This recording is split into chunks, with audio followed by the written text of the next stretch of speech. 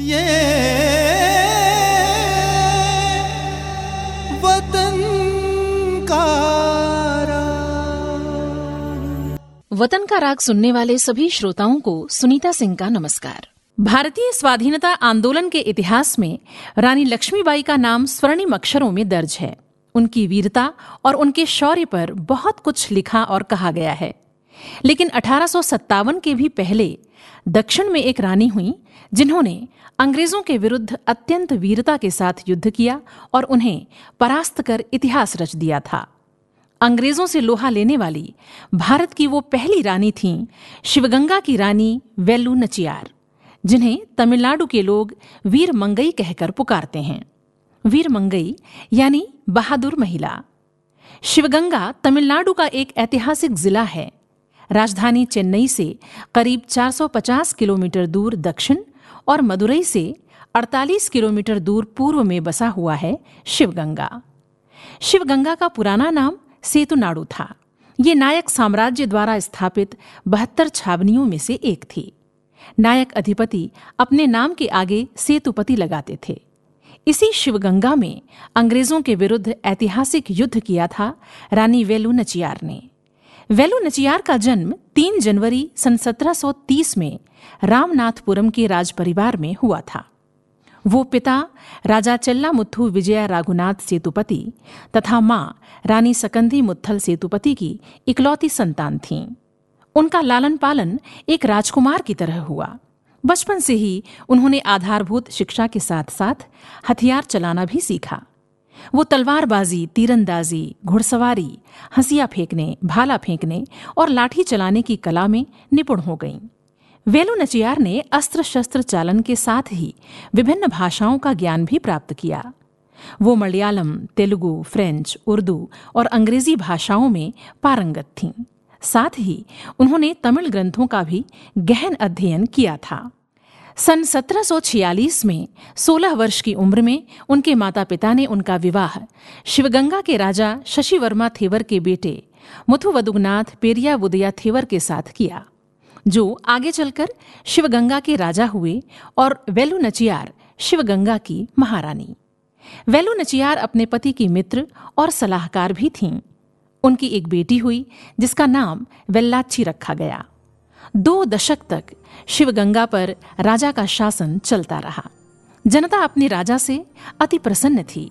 चारों ओर खुशहाली थी और शिवगंगा के लोग अपनी मातृभूमि के प्रति गहरी श्रद्धा रखते हुए शांतिपूर्ण जीवन बिता रहे थे। वंदे मातरम, वंदे मातरम, वंदे मातरम, वंदे मातरम, वंदे मातरम, वंदे मातरम।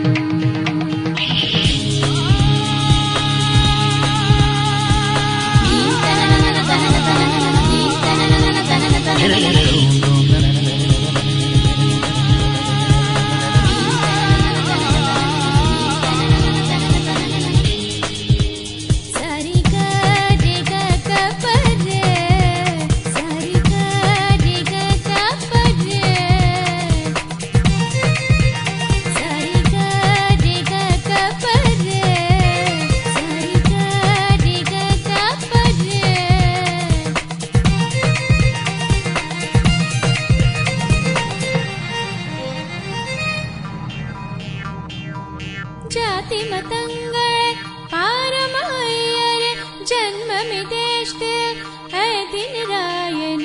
जाति मतंगल पारमहय्यर जन्म में देश है दिन रायन। वेदिय रायनुम ओन्ने अन्नु वेरु कुलतिन रायनुम ओन्ने। वंदे मातरम,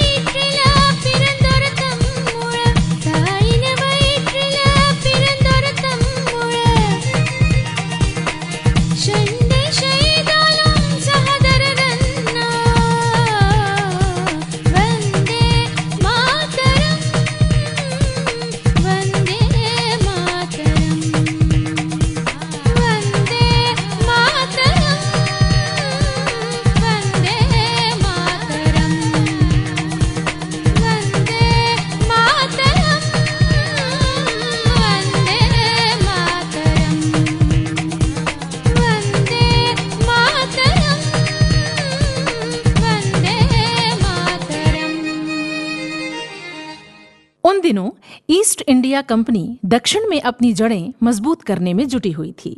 इसी क्रम में उसकी कुदृष्टि शिवगंगा पर पड़ी।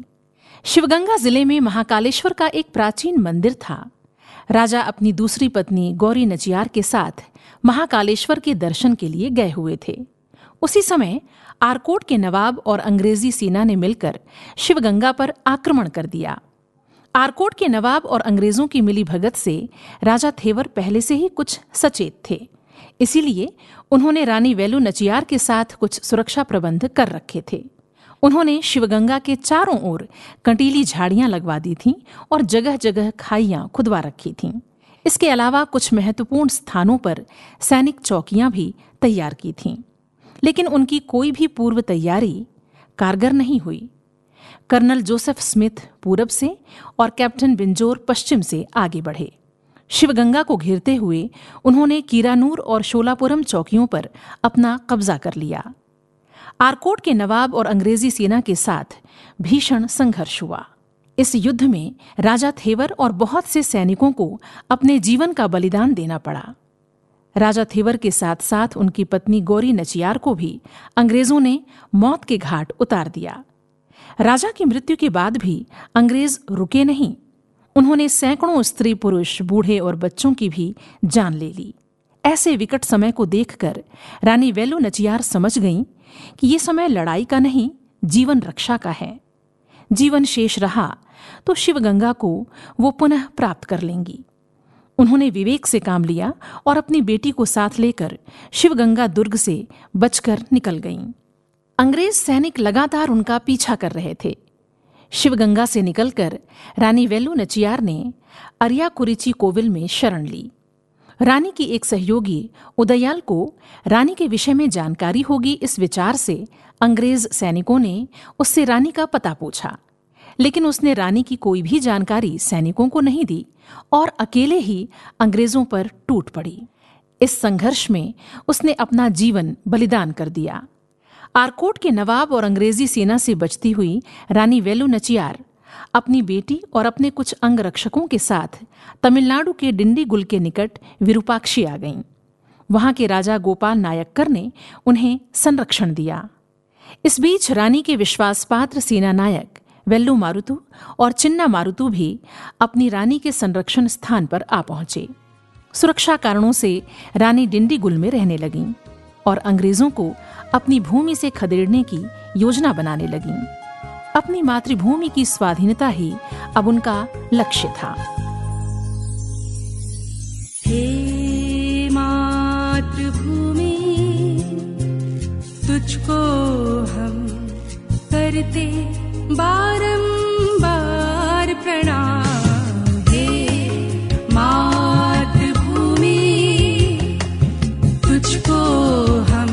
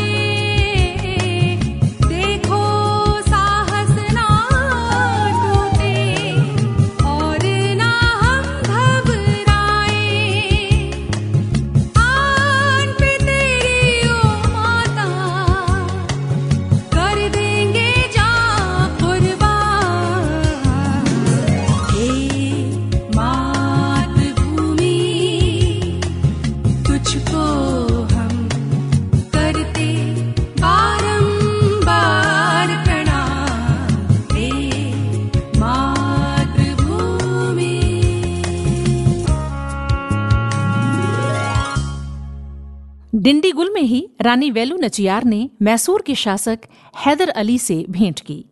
रानी ने उर्दू में संवाद कर उन्हें चकित कर दिया।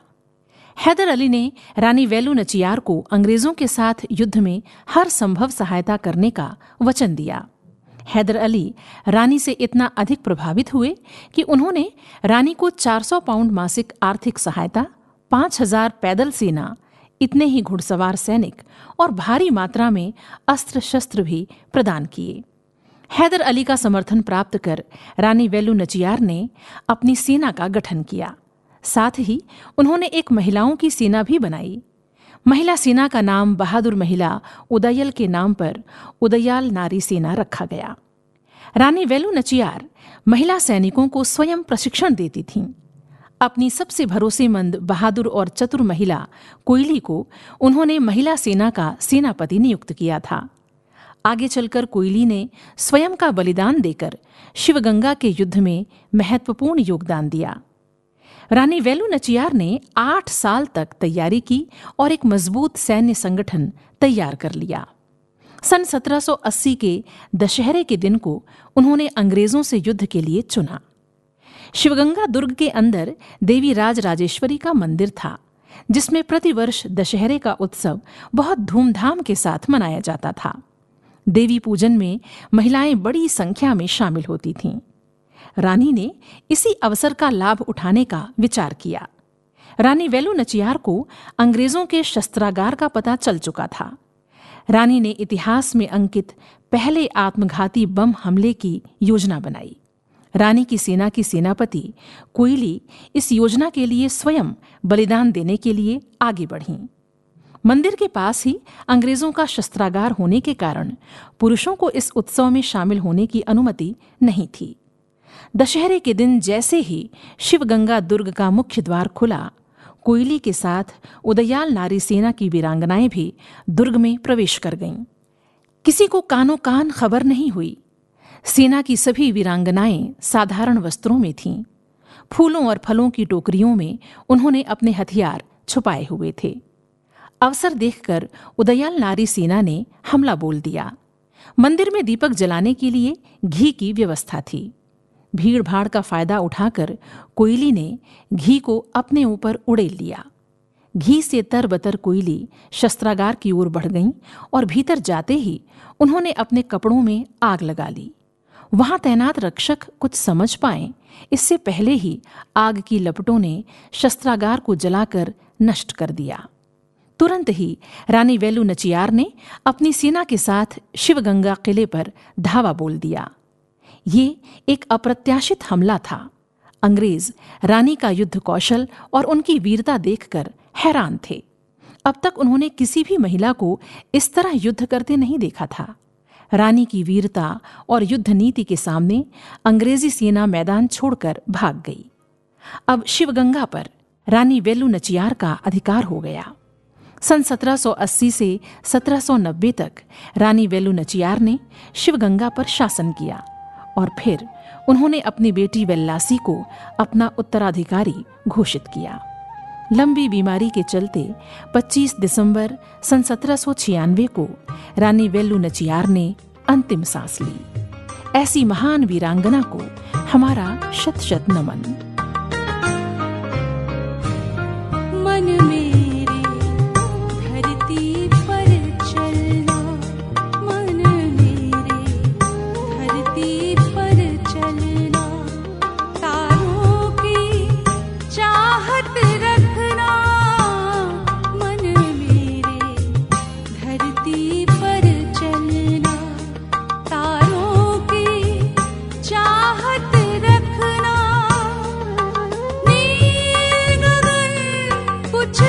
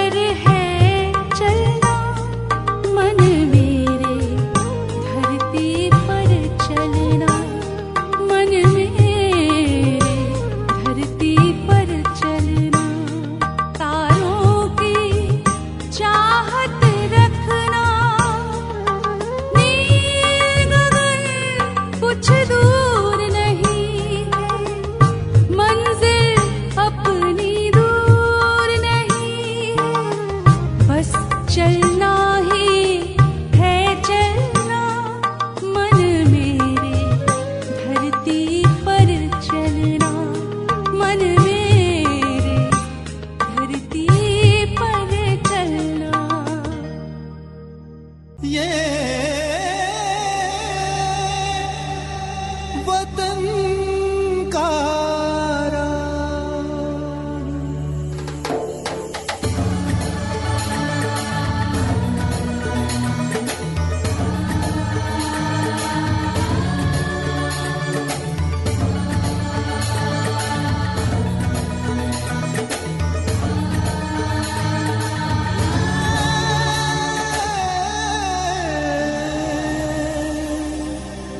वतन